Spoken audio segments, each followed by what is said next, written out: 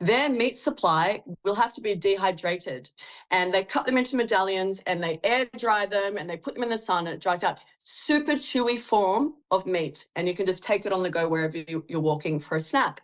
If you went to those areas, you would see that their faces have a big, broad maxilla, big, broad smile. They're not having all the malocclusion problems like the first world countries are, and their airways are healthy. Why have we not put this together sooner, that when you have a more natural, unprocessed diet and more dehydrated meats, your face forms as it should? So this is what we want to introduce into our home. There's some wonderful supplies out there offering grass-fed, organic, raised cows in biltong form, and you can have them delivered to your home if you don't have a local provider. And you pop them in the lunchbox. This is what I do. My children love that.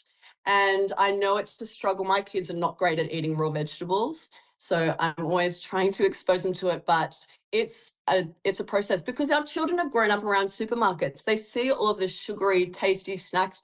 They see what's in their friend's lunchbox at school.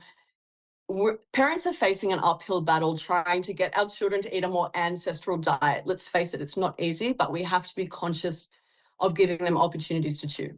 Yeah. Well, if you give a baby or a toddler a chunk of meat, they go to work on it. I mean, it's Yeah. amazing. And I love watching. So many of my friends have been raising their babies pretty carnivore, and they send me videos of, little girl in the high chair just ripping into some just sucking on it, eating it, chewing it, whatever, they gumming it to death until they actually have teeth. Yeah. It's amazing. So kids figure out Yeah. what to do pretty quick, and they'll suck it down to the bone. So Yeah. it's this modernization where we only want to eat the muscle meat, and and I'm guilty of that. I don't like the gristle. I don't like all of that stuff in my mouth, and there's repercussions to that, as you're sharing. So really interesting. Okay, so get them chewing, preferably meat, and in a form that's real chewy. I love that. And then what are the repercussions of this process that you've described in, say, the middle-aged, or the tween, the teenager? Are there any psychological implications that happen to these kids because of this life of mouth breathing that they've gone through?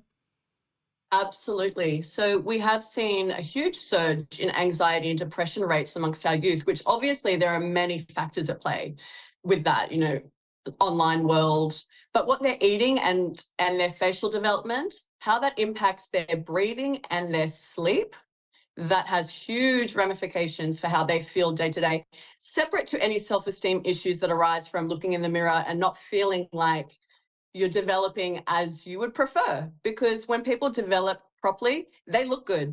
We're all born to be beautiful. We're all born to have straight smiles and visible cheekbones.